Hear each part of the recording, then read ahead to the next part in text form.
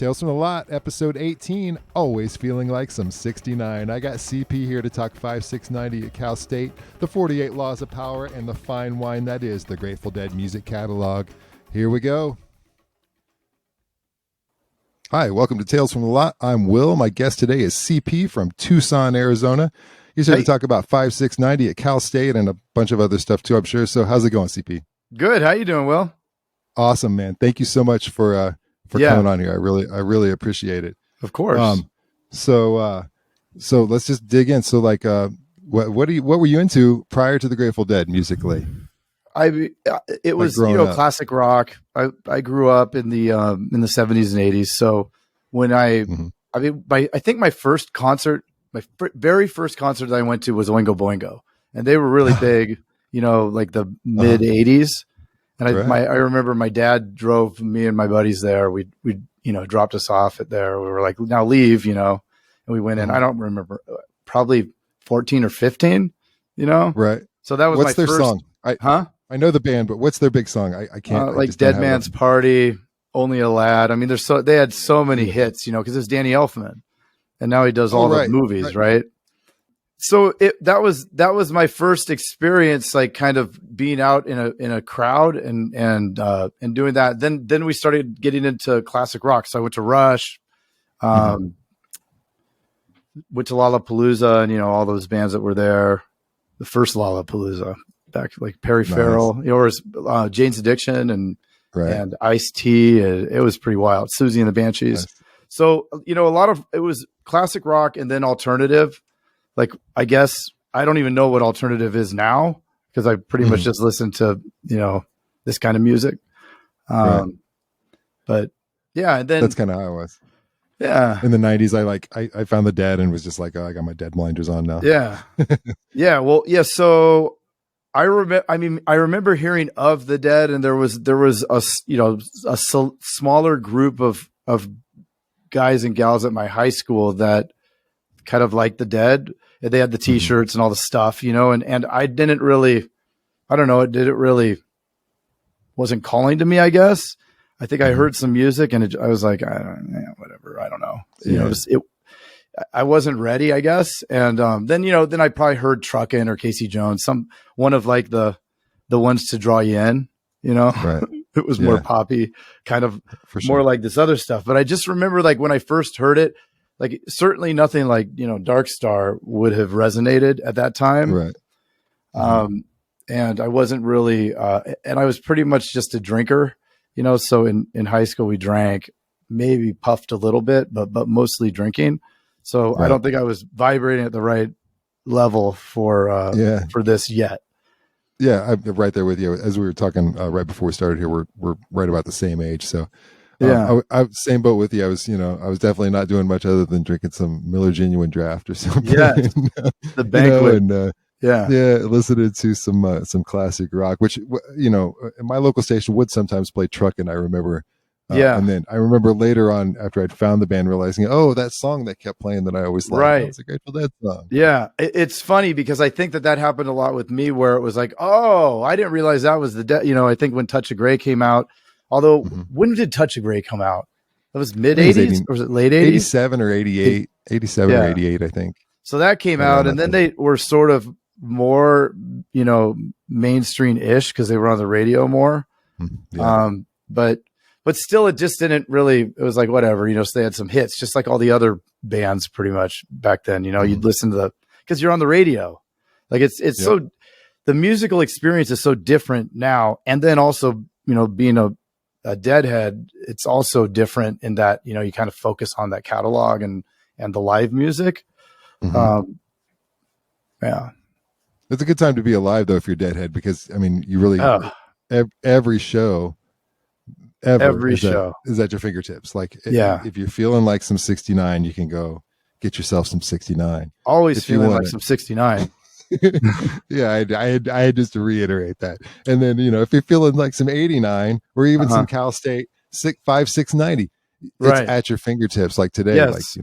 It's amazing. So I think there's the one you have to pay for. I can't remember what it's called, and I don't know if we're allowed to say it on here, but that the app, is it Nugs or Oh I yeah, think it's Nugs. Nugs. Okay. Yeah, Nugs. And I had that, and I thought that was cool, but I couldn't find my show on there. And this is a while back when it was kind of newer. And then somebody showed me re-listen, and I was like, holy moly, why didn't somebody tell me about this? And then he's like, I am telling you about it, well, but no, I had somebody else earlier. And then I found my show, right? I was like, oh, I found Dominguez Hills. And when I played it, I played it without looking at the set list because I wanted to just listen. And I'm like, holy shit, I can't believe I got this as my first show, like I had no idea. And like, I mean, I appreciated it because it was the first time that I ever took LSD, but I didn't really know a lot of the songs, right? Like it's so like, I remember Terrapin playing, and the clouds are doing their thing, they're swirling and just like what oh my, what is this, like, and it was like boom. I mean, that was it. I was hooked from Terrapin. Like it was just like, I can't believe this. This is like it's like an orchestra or something. You're just going, how are they doing that? How is a band doing that? And then like when they were when they were going from one song into another, I was like, did they just like fade into another? I'm like, trying to figure it all out. And then, obviously with the help of the increased serotonin and all that, it was pretty wild. Yeah, right there with you. That was the first time I'd ever done. And looking at the set list, I see there's a few similar songs. Like my first show opened up with a half step also, but I also noticed there's a Standing on the Moon at your first show, which that's the song. Like I had a great time. Same as you. I wasn't real into it before I got there, but my buddy sort of convinced me to go, and I took a little LSD, and it turned into a great thing from note one of half step. But Standing on the Moon, just the lyrics of it, and just what it was about, it may not have been a situation that I've been in or whatever, but I understand the lyrics and the heaviness of how they present that song and every other song too. Whether it's a slow song or a fast song, but that's where I just really got the storytelling that happens with the Grateful Dead with Standing on the Moon. Yeah. I didn't like, I don't remember I don't remember it from the show. Like I remember Terrapin, and then it went into drums, and I like laid on the ground, and I think I zoned out and got back up around when Throwing Stones came on, and I hadn't even heard Throwing Stones, so I was like, what, and everybody's doing, dancing and doing the thing. And I was just like, this is the most amazing thing ever. Right. Like, this is just unbelievable. And then Love Light, I was like, what's this? And I didn't know any of the names of the songs. And I was just like, I was just hooked. Like they got me, And how quickly were you on to see in other shows after that?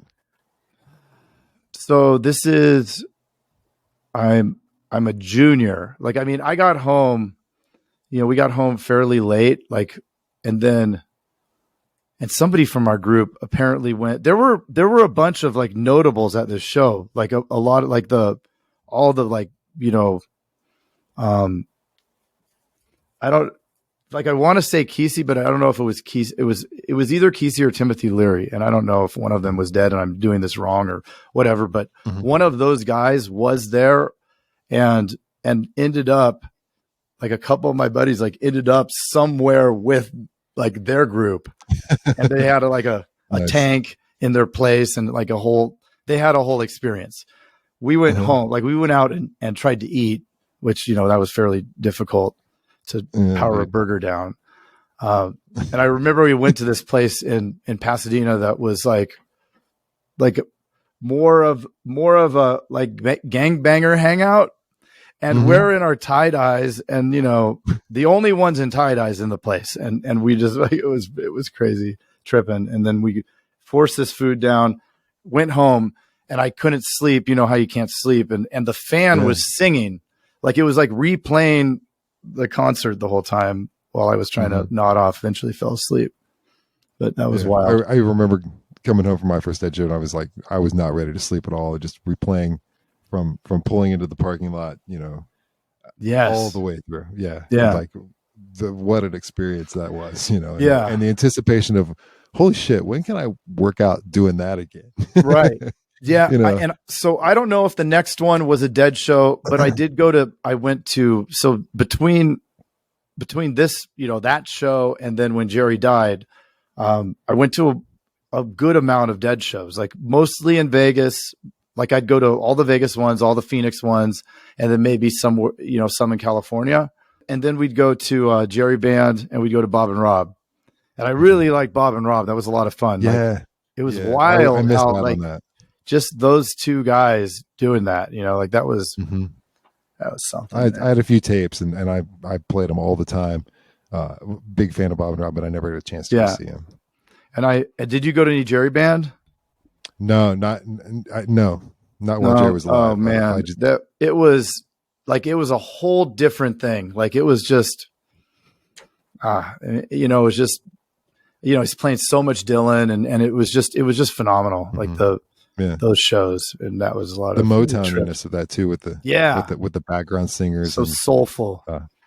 Yeah, I love Jerry, and my favorite Jerry is in Jerry Garcia Band. I mean, he's great in the Dead too, but there's just something about the soul that goes on in JGB between him and Melvin, and just all and John. It was so solid, and just like you'd be at such peace. We went to one, like, I don't know, it was at a beach. It was like somewhere, like maybe it was Ventura. I want to say Ventura. Maybe it was Ventura. I don't know. It was at some beach, and it was phenomenal. Man, we did that one. Then we went on Jerry's 50th. We were at Irvine Meadows, and one of my I went with my two buddies, this guy Jared and this guy John, and John had this really cool, like, it had the wood pipe, and then it had like this granite, and he said, well, in the parking lot, we ate a bunch of mushrooms, and then we also had LSD. I don't know what the thinking was behind that, but this is, early college thinking. And then we got in, and he pulled that pipe out, and he had like a, half ounce or an ounce. He had a ton. And he said, we are going to smoke 50 bowls for Jerry's 50th birthday today. Oh, and shit. I mean, if we didn't hit it, we were damn close, but it was a wild, long day. But it was amazing. That was a good time. Speaking of day, I was going to ask you about that Cal State show. Was that an early show? Because I noticed when they were playing "Feel Like a Stranger," they're talking about it's going to be a long, long, crazy afternoon. Yeah, it was day. It was like a day an early show. Yeah, okay. We got there we got there in the morning. Like we were there in the morning, like drinking, and then I think 10 or 11, we probably took the little tabs, and then so there were two. There was my buddy Dave who drove, and he's like, I drove to Canada with him. He's a really cool dude. He lives in Nicaragua now, like makes chocolate in Nicaragua, like just typical, Path of the Deadhead does some, and then this other guy, Brian hadn't ever done it either, and he was like same boat, hadn't ever been to a Dead show, hadn't ever taken LSD, and I feel so weird saying it on here, so I say it real fast. Like it isn't the same as saying it. This is a safe space. This is a safe okay. space. It was in the past, so it's okay. Right. And it's all hypothetical anyway, because the past doesn't even exist. So no, it's all simulation. It is. Yeah. And so Brian and I were having when it came on, especially the first time, like it came on, and I remember distinctly like somebody walking along with the tie-dye, and it turned on, like the tie-dye was alive, like the lights turned on, it was doing its thing. And I was like, we were playing like catch with the Frisbee or something. And I saw this tie-dye, and I'm like, wait, what the hell what's going on? And they're like, oh yeah, they must, the tie-dyes are on now, and it was like, holy crap. And that's when it took off. And then like shortly thereafter, like somebody with the Frisbee, it hit some guy. It hit this guy in the nose, and like he got a bloody nose and started squirting everywhere. And like I didn't think anything of it, but this guy Brian, like he saw it, and it like he lost it.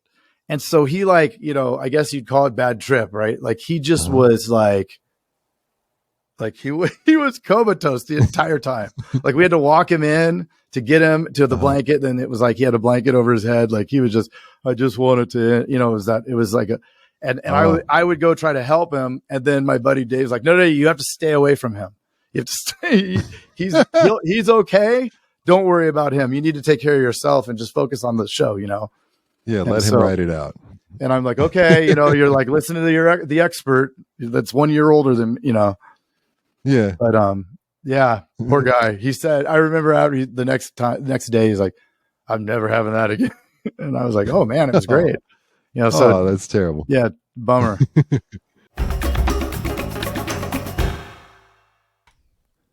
I get it. You're tired of the same old music festival routine, the day-old porta potties, overpriced food and water, finding the perfect spot for your 10 by 10 foot tarp. Well, I've got the answer to all your festival and concert going troubles.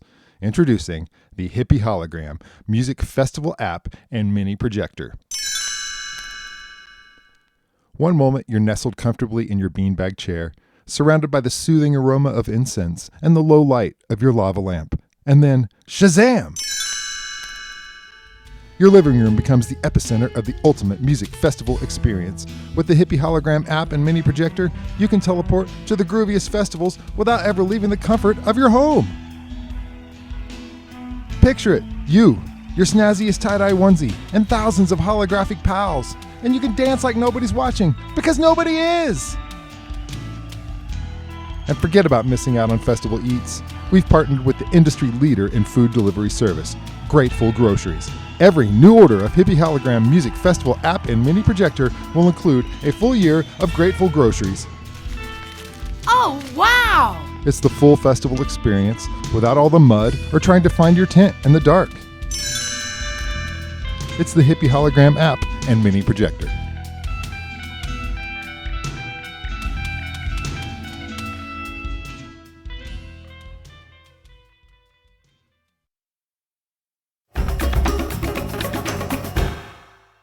We went to a lot of Vegas shows. So, and probably was like, there's a couple of guys I could get on here that would be interesting and fun to hear from. I would love to. Yeah. You got my email. Send them on over. The Vegas was shows that like were the Thomas and Mack Center or something? Is that Sam Boyd Silver Bowl? Oh, yeah, that's right. They might have played at Thomas and Mack at some point, but I was always at the Silver Bowl. We'd go stay at Sam's Town in Henderson, and then Silver Bowl is right there. Well, pretty close. You know, like you could take a cab. They didn't have Uber, obviously. I don't know if the younger listeners know what a cab is, but we had to take a cab. No. You would go to a phone booth and call a cab, and yes, they don't know what any of those things are. Using a quarter. Yeah, and I would look it up in the back phone book. Yeah, phone book. All these things, right? Like they got none of it. Yeah. They one show that I really remember well was Dave Matthews opened, and I remember like who's Dave Matthews? You know, at that time it was like who's this guy? And like he really got the crowd going. Like it was a lot of fun. Like he opened and did a really good job. It was like, and then it started pouring rain. So it was like one of those shows where you're down on the floor of this place just getting soaked the whole time. Thunder, lightning, it was crazy. And they didn't like call it off there was like lightning, like in crazy thunder. And then so anybody that was there, you know, at this particular one would remember because it was the encore. It was either encore, the end of the first set was Here Comes Sunshine, and they hadn't played Here Comes Sunshine. And I don't know, you know, the older guys who are now probably 90 are saying we're like, they haven't played that in 27 years. You know, it was like some big deal, whatever it was, 20 years or 15 years. Or, I don't know, but that was cool. And it was like, as they were playing it, the rain stopped, the clouds opened, the sun was like, it's just like, how did they do that? You know, they're magic like that. I remember when they did start playing that song again, everybody was hoping, you know, maybe that was a sign that they were going to start bringing back a whole bunch of old stuff. Cause it was like so long gap between when they started playing that one again. And then, you know, eventually we did get Unbroken Chain and a few other things that hadn't been played in a while. Yeah.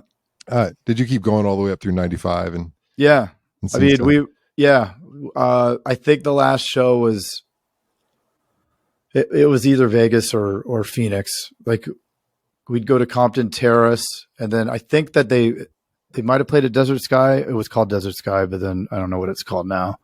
But that sounds familiar. Compton Terrace was like, just a dirty amphitheater. Like it was like some, like some seats and then like just this dirt, like it was like a parking lot, like dirt parking lot, but that was the grass, right?